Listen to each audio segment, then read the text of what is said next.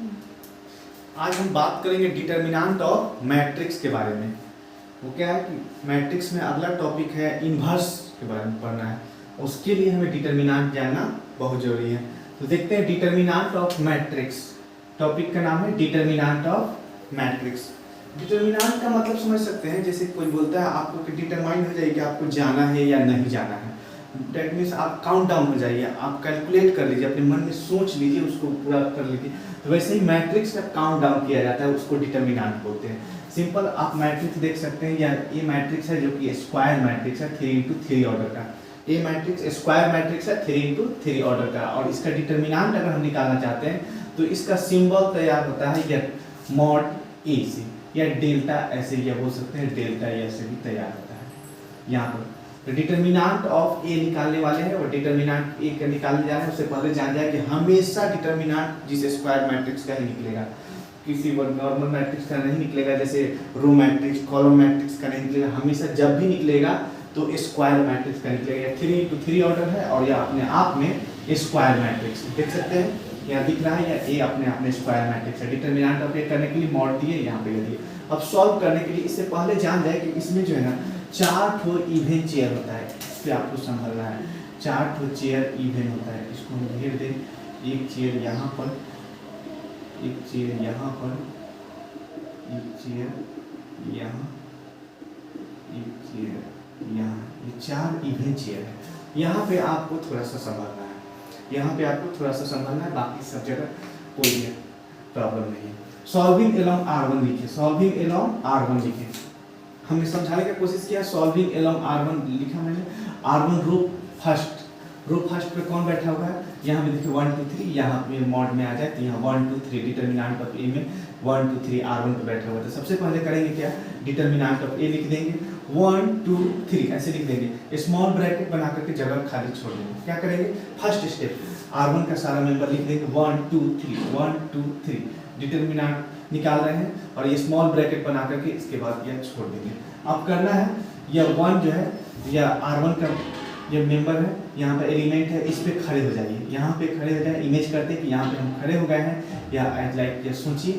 तो यहाँ देख रहे हैं क्या, यह फर्स्ट रो और फर्स्ट कॉलम डिलीट कर दिए, फर्स्ट रो और फर्स्ट कॉलम डिलीट कर दिए। इसके बाद जो बचा 2×2 ऑर्डर का मैट्रिक्स बनता है, यह 0 1 1 1। इसमें आपको करना है principal diagonal minus secondary diagonal. यह नॉर्मल चेयर है, यह सब नॉर्मल चेयर है। यहाँ पर principal diagonal minus secondary diagonal. हम नॉर्मल चेयर क्यों बोले हैं, क्योंकि यह जो 4 जो हम सर्किल के हैं, यह अपने आप में स्पेशल है, और इसको हम इवन चेयर बोलते हैं। क्या बोलते हैं, इवन चेयर।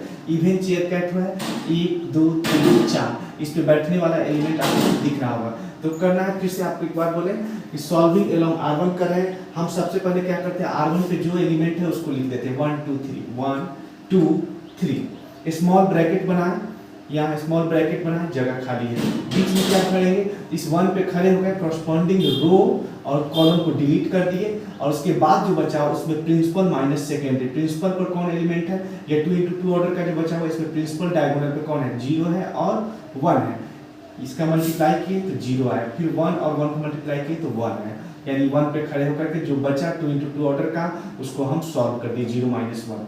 फिर इस 2 पे खड़े हो गए, 2 पे खड़े हो गए, और इमेज करते हैं कि 2 पे खड़े होकर के हम कॉरस्पॉन्डिंग रो और कॉलम को डिलीट कर दिए। और 2 अपने आप में इवन चेयर है, 2 अपने आप में कैसा चेयर है, इवन चेयर है। यहाँ पे आपको करना है, जो 2×2 ऑर्डर का मैट्रिक्स बचेगा, क्या बचता है इसके बाद, अगर इस 2 पे खड़े हो जाते हैं, ऐसे ऐसे खड़े हो गए, तो बचा अपने आप में क्या बचता है, यहाँ देख सकते हैं, यहाँ बचता था क्या 1 1 2 1, यही बच रहा है, यह बच रहा है। जब इस 2 पे खड़े हो गए ऐसे ऐसे, ये बचा 1 1 2 1। कॉरस्पॉन्डिंग रो और कॉलम को डिलीट कर दिए। अब यह इवन चेयर है, यहाँ पे आपको सेकेंडरी माइनस प्रिंसिपल करना है। क्या करना है, सेकेंडरी डायगोनल। सेकेंडरी डायगोनल पे 2 और 1 है, उसका मल्टीप्लाई किए तो 2 आया, और प्रिंसिपल डायगोनल पे 1 है, तो 2 - 1 कर दिए। करेक्ट है। उसी तरह से फिर अगला एलिमेंट है 3। यह 3 पे खड़े हो गए, कॉरस्पॉन्डिंग रो और कॉलम को डिलीट कर दिए, कॉरस्पॉन्डिंग रो और कॉलम को डिलीट कर दिए। या 3 पे खड़े हो गए, कॉरस्पॉन्डिंग रो और कॉलम को डिलीट कर दिया। अब अपने पास बचता है क्या, यहाँ पर देख सकते हैं, यह 1 0 2 1 ऐसा कुछ बचता है।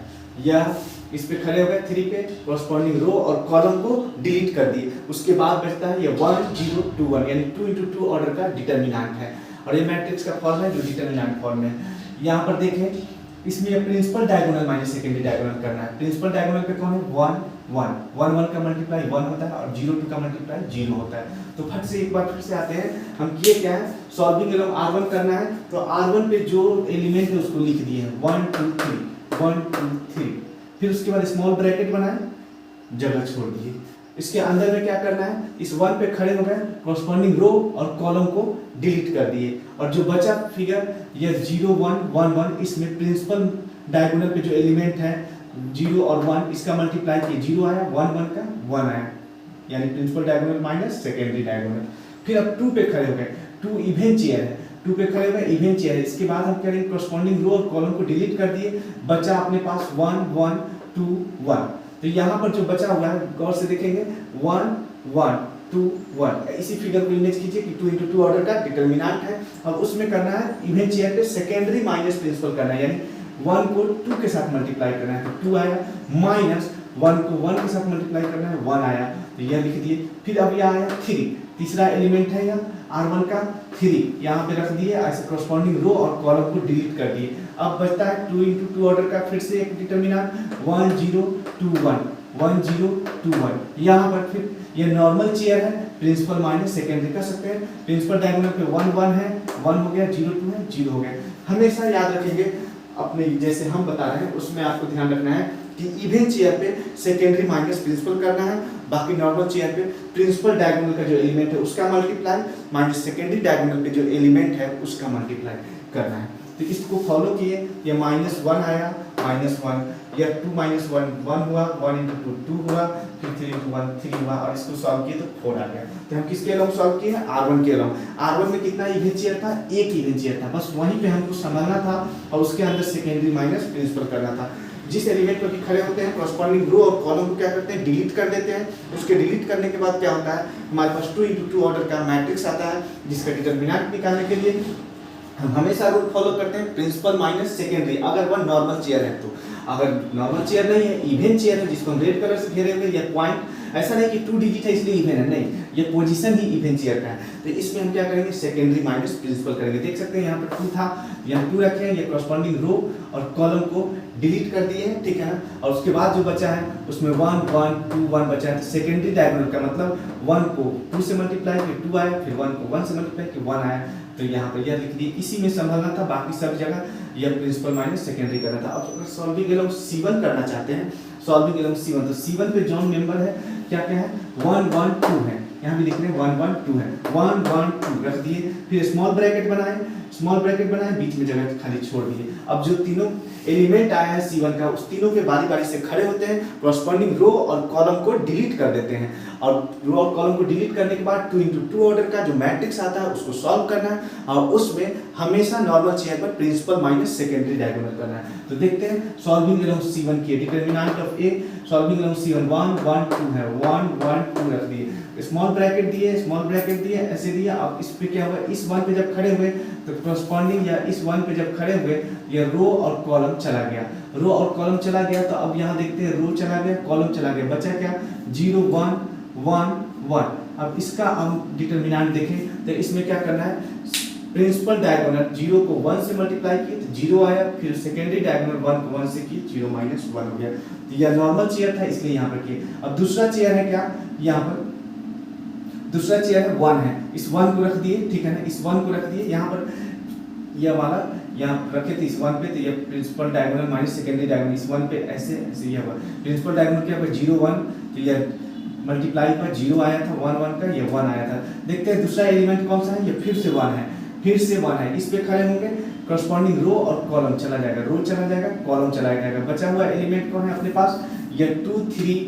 2 3 1 1। अब इसमें क्या करेंगे, यह इवन चेयर है, इवन चेयर है, इस पे खड़े होने के बाद यानी इस बॉक्स में जो करेंगे वर्क वह secondary diagonal minus principal diagonal करेंगे। सेकेंडरी डायगोनल इसको बोलते हैं 3 × 1 3 हो गया, माइनस प्रिंसिपल डायगोनल इसको बोलते हैं 2 हो गया, 3 - 2 हो गया। फिर अब खड़े होंगे यहाँ पर इस 2 के सामने, यह 2 है, अब यहाँ पर ये ब्रैकेट है, स्मॉल ब्रैकेट पहले से बनाए हुए, बीच में जगह खाली है, तो इस 2 पे खड़े होने के बाद आप कॉरस्पॉन्डिंग रो और कॉलम को डिलीट कर देंगे, रो चला गया कॉलम चला गया और यह अपने आप में नॉर्मल चेयर है। तो इस पे हमेशा जो बचा हुआ है, पहले वो मैट्रिक्स को देखिए क्या बचा हुआ है, 2 3 0 1। अब इसमें क्या है, नॉर्मल चेयर है। तो जब नॉर्मल चेयर है तो हम क्या करेंगे, नॉर्मल चेयर है तो principal diagonal minus secondary diagonal करेंगे, principal diagonal minus secondary diagonal करेंगे। तो आप देख सकते हैं इस तरह से आप अगला, और फिर इसको सॉल्व करने पर यह आया क्या, 1 × -1 आया, 3 - 2 1 आया, तो 1 को इससे करेंगे, 2 × 2 4 आया। तो ये सॉल्व करेंगे, -1 कट जाएगा, 4 आएगा। इसी तरह से हम सॉल्व करके दिखाए हैं, solving along R3, solving along C3, C2 भी आप कर सकते हैं। इसको आप स्क्रीनशॉट ले सकते हैं। और जैसा समझाना चाहें हम कि पहले क्या करना है, जिस भी रो या कॉलम के एलॉन्ग सॉल्व करना है उसके एलिमेंट को लिख देना है और उसमें ध्यान करना है हमको इवन चेयर वाले पोजीशन को, कि वहाँ पे थोड़ी सी सावधानी बरतनी है।